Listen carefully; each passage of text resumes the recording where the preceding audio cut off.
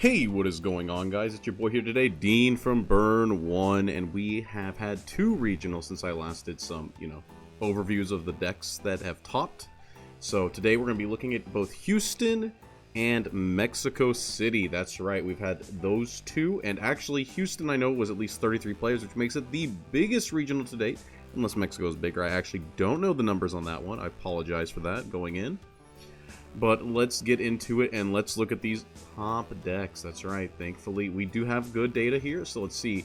First place we see, oh my god, John Cena's sword. Okay, so something I'm going to say about this tournament that I saw is that I think there was only 4 swords out of 33 players, and we saw 4 swords make top 8. So sword pretty good into the field, it looks like. I know through my own testing, I didn't think it was the best deck, but, we've got some interesting choices here. So we see the 3 Bellringers, of course, staple and sword right now. 3 Made Leaders, of course, we got the Quick Bladers, the Swordsmen, 2 Unbridled Furies. Trying to see what else that's unique about this deck.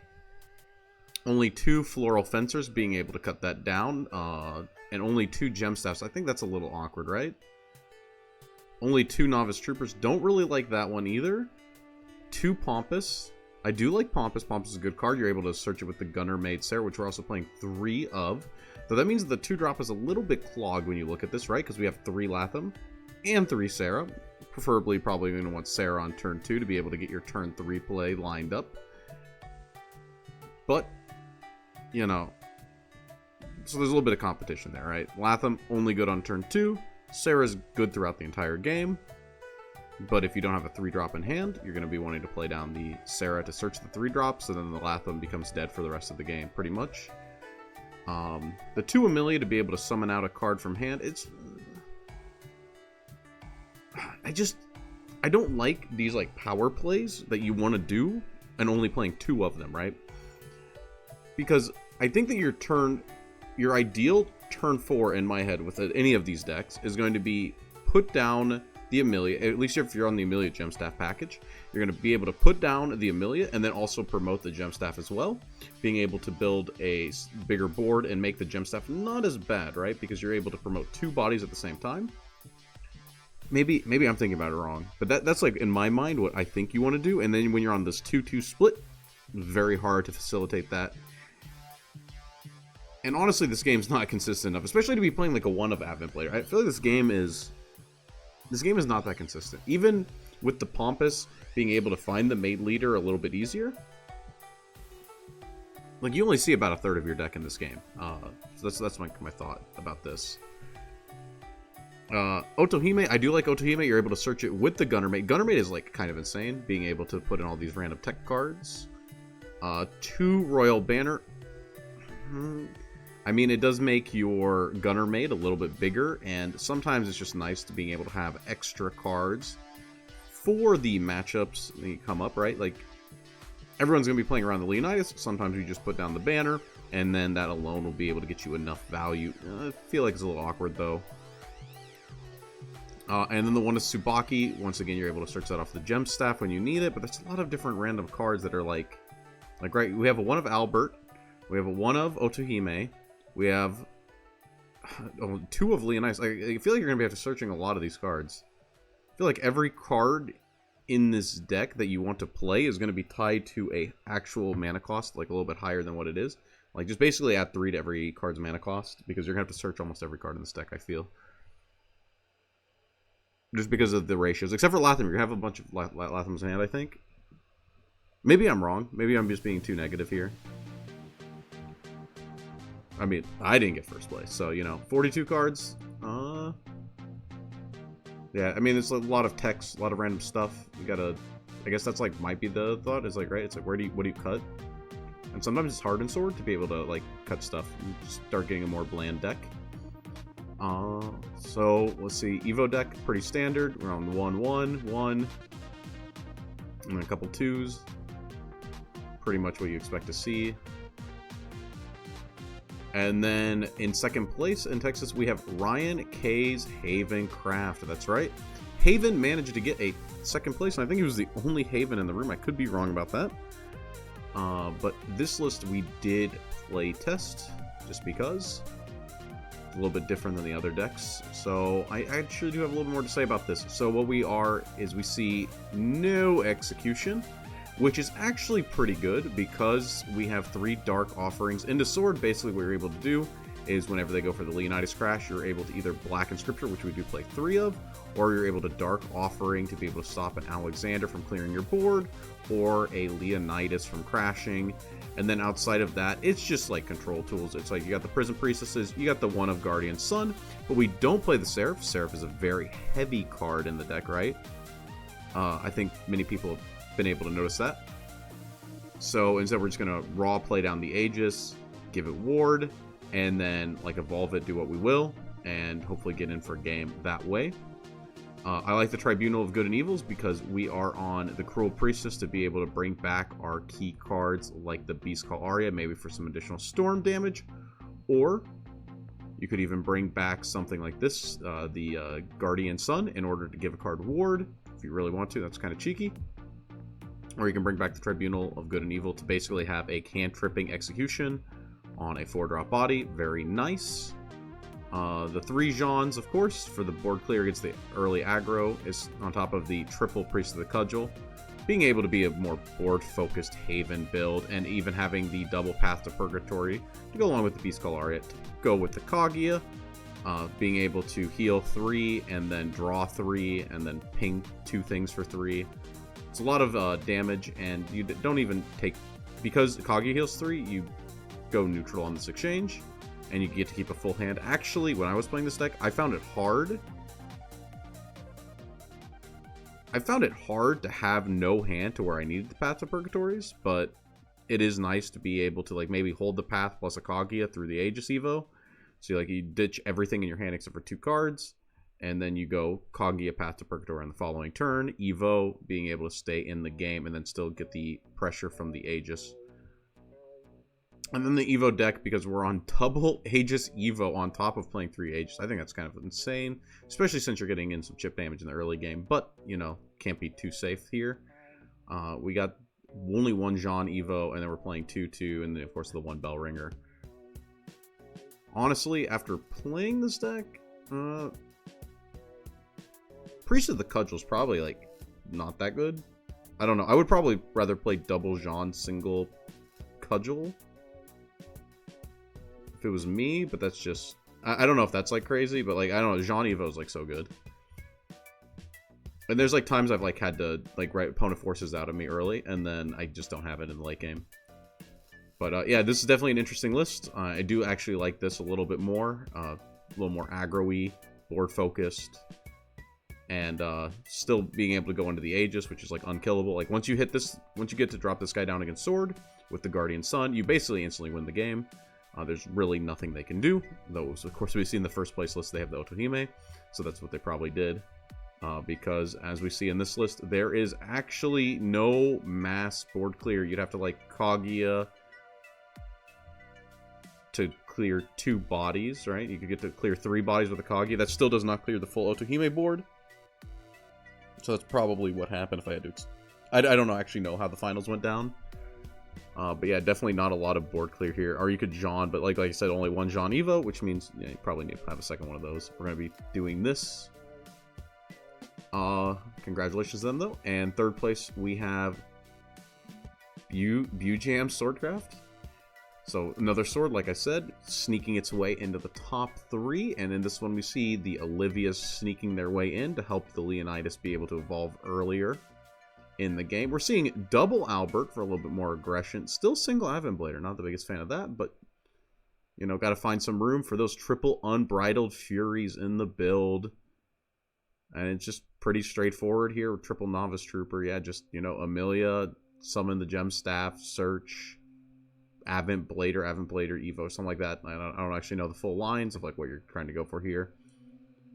And then the Olivias for the cantrip, probably. And then also maybe the discard, maybe the heal, who knows. Evo Orb, definitely. And then we see the Quick Blader Evo coming up in the Evo deck. And then, yeah, I mean, it's pretty standard Sword Evo deck. This is exactly the ratios that I run as well. So, Sword's good. And then in 4th place, we have Sangaria's Dragoncraft. Let's see what's going on here. We have Disco Dragon, is that right? Triple Rights, Triple Flute. Yeah, that's got to be Disco. Triple Isla as well for the ramp. I mean, you just discard it, right? If it's bad, it's bad. You just discard it. Who cares? Double Fafnir. This is kind of like a hybrid dragon, actually. It's got, like, the disco stuff, but it doesn't play, like, the Dragon Tamer. Dragon Tamer's pretty terrible, right? So we're playing the good cards from ramp, including the ramp, the additional ramp. So we're playing 6 ramps. And then we are able to... Oh, only 1 con flag. Not very good. Into the sword-dominated tournament. The single con flag is not exactly very good, right? And the double Serpent's Wrath, so... I guess it's the idea is that there's enough removal from... the Rush Dragons and this Rights. Interesting list. Let's see what they're going for. Urd's, of course, good into a lot of matchups. Yeah, that's enough of that one. Single Bahamut, don't like that. Don't like it. If it's a power card that's supposed to win you the game, like Bahamut's way better than Fafnir, I think. Being able to deal with like pretty much any board in the game and then also remove it afterwards. Like, right, remove the amulets and do the full cleanup. So I would like to see double Bahamut in this list and maybe like single Fafnir. If Fafnir is like the extra Bahamut, but the bad one. I don't know. This game... I just want to say this because some people might think like... But whenever I see lists with one-ofs, it's like there are these magical silver bullets that you have to have. And with something like a Genesis Dragon, where like your game plan doesn't hinge on it, but it's just like a kind of nice thing when it happens, and you just never expect that to be how you get the game, right? It's like your 40th card in the deck. That makes sense, but when we're on like single Conflag, single Bahamut, single Dragoon, there's like a bunch of random cards in this deck that I would like to... If it were me and I were like approaching the tournament, I would like bump one of these up to a 2 of and then like drop the others. And I would say, which card do I think is good? And not just play like this mishmash of cards. Because you can't, like I said earlier, you only see about a third of your deck in this game. Maybe half if it's a long game. So you're not going to be seeing these random one-ofs most games. And so it's just about figuring out what cards are good the most, and then condensing into that so that way you have your good cards more often. That's just kind of my thought. So that's kind of where I'm coming from when I talk about these. Yeah, of course, 1 Bahamut Evo, 1 Aldos. I don't actually know this guy's name. Oh, Imperial Dragoon. Yeah, 1 Imperial Dragoon, 1 Bell Ringer. I mean, 1 Urd. Makes sense. And let's go into Mexico City. First place, Tiburon? Or Bramble... I'm sorry, I can't pronounce that. Your Swordcraft list. Another Swordcraft getting first. And we see here... This one's a little wild. We see double Bellringer. Okay, 141 cards. Okay. Double Bellringer. Triple Maid, of course. You're going to be playing 3. 1 Ninja Trainee. Probably just like to help round out the curve. Triple Quick Blader. Double Swordsman. Okay. So what am I thinking here?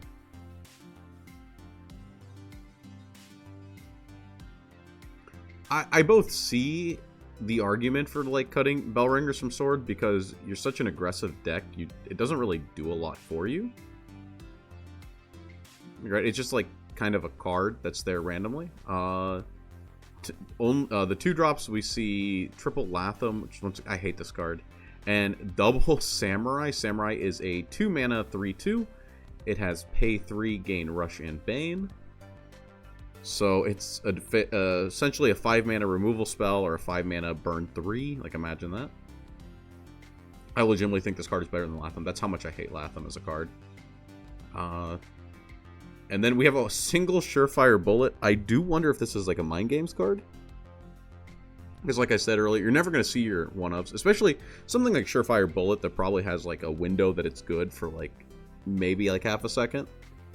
This card is like not good as the game goes on. And especially a sword. A sword, like your guys take up most of your mana, right? There's like almost never. Like, Unbridled Fury, I can understand. You can slot that in. 1 mana. Hurt your turn a little bit, not that much. 2 mana, that sets you back. Like, imagine like you're doing a turn from 2 turns ago. That's the way Sword is. And Sword is very tempo heavy. So, I feel like you can't even play this card. But maybe it's like a thing that you use it once in the tournament, and your opponent goes, damn, that guy's on the Surefire Bullet. And maybe they randomly misplay because of that. Or maybe you like flash it when you're shuffling. I don't actually know what the Surefire Bullet's for. Because you're not going to see it most games. And when you do see it, it's probably not going to be good a lot of the times. But maybe it is randomly. And maybe it just like scares your opponent randomly. We do see triple Floral Fencer, triple Gem Staff with the... No Amelia. Okay, that's interesting. No Amelia to go with the Gem Staff. Just Gem Staff raw. Triple Novice Trooper, of course. Double Albert for a little bit of aggro. Double Aventblader. I am a fan of that. I do think that it's nice to be able to draw the cards you want to search.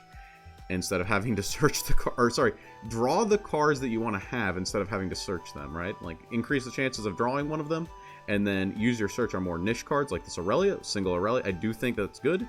You want to be able to have it when you need it, but I found when I've upped this card to 2 in my list, people play around it a lot, and you just kind of can't get the value, right? Like nobody's like, oh my god, I can't believe he had Aurelia, right? Everyone knows that you probably have Aurelia in your deck. And so when you run in high accounts, the card is not very good as a 5-drop. It's only good if you get all of the lines of text on it, and most of the times you're not going to. We see double Olivia, once again, going first. We want to be able to get the Evo Orb to pair with the Leonidas. And then we have the Tsubaki. The one of Tsubaki is just another card with Storm. A lot of incidental cards with Storm in case a Leonidas banner hits. We just want to be able to dump our hand and get in for big damage. And most notably, a Tsubaki does not die to an opponent's Surefire Bullet. I guess that's, like, kind of big, right? Like, you don't even need the Leonidas down. You can just, like, Tsubaki 5, and then most decks only hit for 3. So that might be, like, a pretty big benefit of the Tsubaki. Plus, it's removal on a body. Because Alexander, as good as he is, he doesn't clear a lot of, like, the bigger bodies by himself. In the Evolved deck, we see the 2/2. Let's see. Oh, because we're on Erd, we don't get to play Quickblader Evo. I think that's kind of sad. It means the Quickblader is a lot less good unless you can resolve the Leonidas. But, yeah, I do like the Erd is kind of nice for, like, the mirror match, I guess. Yeah, interesting deck. And in second place, we have Abraham's. Oh, I can pronounce this one. Dragoncraft. And we see a pretty generic ramp dragon with a couple of unique things. We see the shape-shifting mage. Still on that, once again, fantastic 2-mana removal card. Helps a lot into pretty much anything that's going to try to aggro you down early. It's just like 2-mana kill spell. 3-mana kill spell, actually, because you have to pay 1 for the Evo. Gaining Assail and Bane. And then in the mid-game, you can definitely play him down as a 2-mana 5/5 to be able to get bigger boards and just more pressure on your opponent. Of course, double or triple Dragon Oracle, triple Isla to be able to have 6 ramps. Triple Serpent's Wrath. We're seeing triple Conflag. Once again, very good into Sword. A lot of pressure into Sword. And then the one of Path to Purgatory to be able to keep the hand size up, especially after like a... Because if you go like Oracle, if you play a lot of these early game cards, your hand can go pretty anemic. So like just like sometimes in the mid game or like halfway through a match, being able to put down the Path to Purgatory can help you. Single execution, don't like that. A lot less answers to a Leo than what you would normally have, but you do have the 2 Bahamut's, so Bahamut's able to clear up one of the Leos and then the execution for the other one, so maybe it might be fine. Triple Olivia, once again, Olivia goes fantastic in Dragon. Once you've ramped ahead a little bit, Olivia is being put down on a lower tempo board. On turn 5, if both players are on 5 mana, Olivia is not as good, but when you're ahead by like 1 or 2 mana and you're putting down Olivia, she's able to put in a lot more work because that heal 3 goes a lot further on turn 3 or 4 than it does on turn 5. And the double Fafnir, I mean, insane card into Sword, being able to blow up the entire board, a body that is very difficult for them to clear. It's just a good card. Very good card into specifically Sword. I don't think it's very good into a lot of other things, and yeah. I mean, Sword still took this deck down, right? We see in the Evo deck 2 of the Shapeshifting Mages. I do agree with that. I do think that you should be playing 2 of this if you do play it. 1 Bahamut, 1 Bellringer, 2 Dragon Warrior. Oh yeah, no Erd. Yeah, no Erd, because we don't need Erd in this deck. That's like sometimes nice, but interesting. Yeah, I do like this list. Not bad. And third place we have Abysscraft. Maybe Kit was right. Finally, Aggro Abyss making a top. We see here triple goblin. I mean, you're looking at 9 1-drops. The card. We got the Demonic Hedonist, which is a pretty... I don't like this card. We got Amumu from League of Legends being able to get Storm, get those ghosts. Triple, what is this thing? Mini Soul Devil or something like that? Mini Soul Devil, that's right. 3/2 when you evolve, being able to ping face for 2. Put this down on 2. On turn 3, we're going to play down a card, evolve it, get some face damage in, hopefully be able to convert this into like basically a 5/2 on the board effectively. We have Vite, Razory Claws with the Phantom Howls, and the Dance of Death. I think that's really the last thing. It's like kind of special. Dance of Death is a 4 mana neutral kill spell. Sorry, deal 5 damage and 2 damage to the enemy leader. Being able to burn 2 while also getting a threat off the board is very big, especially for a deck like Aggro Abyss, where you're kind of just like slamming guys and saying, I hope I kill you. Right now you have a little bit of removal, and sometimes that removal is all you need to be able to get to the finish line. And then Evo deck is just 2s across the board. And then, wow, 4th place, another Abyss. That's insane. Abyss making 2 tops at the same time. First 2 times it shows up. Our first time it shows up twice. This one is definitely a more... Is this control? I mean, we see Ghost. We see the Dark Generals. Well, we see Execution. And we see the Spectre. There's no way Spectre is aggressive. But we're on 3 Goblin. Oh, man, I don't know about this one. I really don't know about this one. Is Phantom Howl and, like, Playful Necromancer and Razory Claw... Like, I guess it's like you have, like, most of the cards. I like this 3rd place list a little bit more. This 3rd place list with the Dance of Deaths. Like, I'd rather... No, do I? Demonic Hedonist is pretty bad. You filter a goblin out for like another goblin is basically what happens. Well, this one, what does this one have? You got the Spectre as removal, but it can't remove cards that haven't already smacked you in some way. You have Wardrobe Raider to be able to convert. You don't play the guy. The ghost man. What is this guy's name? Trick Doulahan? Is that his name? Yeah, Trick Doulahan. You don't play the Trick Doulahan to combo with the Wardrobe Raider. Because that would be good. Like, right, if you have like a ghost in your EX area, you'd shove it up, you Wardrobe Raider, Evo, kill something important after smacking them.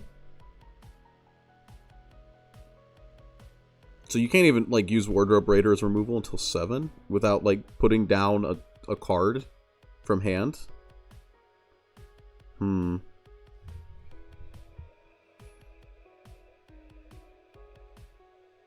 I wanted to say I was like somewhat of a fan of this because I like Path to Purgatory in a deck like this, and I do like some of the control cards a little bit.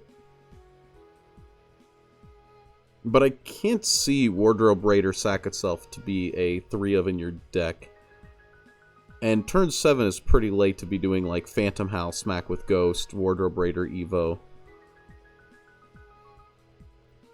And any other play is... I mean, I guess like you can... What can you do? You can like have like a goblin or something on the board, smack it, like they... Yeah, like so you just play something down on 2, it just smacks them, and then on turn 3 you sack it off and kill their card with Wardrobe Raider. If I didn't feel like this game had like infinite removal, I would think that's good. But usually your guy is dead. Usually like they played a kill spell and killed like one of your cards. Because this Wardrobe Raider doesn't have good targets. But yeah, that's I'd have to like hold this deck in my hands and like feel like what's going on here. But that's just kind of my thought here, off the top. Then, whoa. I guess we're not playing cards that evolve. Okay, we're just not playing cards that evolve. So we're on, like, triple Soul Dealer, triple Cerberus, double Wardrobe Raider. I would probably go double Cerberus, triple Wardrobe Raider. Wardrobe Raider evolves for 0, which is actually pretty good. Soul Dealer, I can kind of understand. This card, like, literally does nothing unless you evo him. But yeah, that's it for this one. A lot of interesting lists. A lot of, you know, new things in the fray now. We have a good Haven list for people to look at. We have a couple of Abyss lists for people to look at. So that's pretty much, I think, every class represented at this point. And if you guys like this video, leave a like, maybe subscribe if you're not subscribed. And look forward to next time when we get some more good decks to look at. And until then, this is Dean signing out.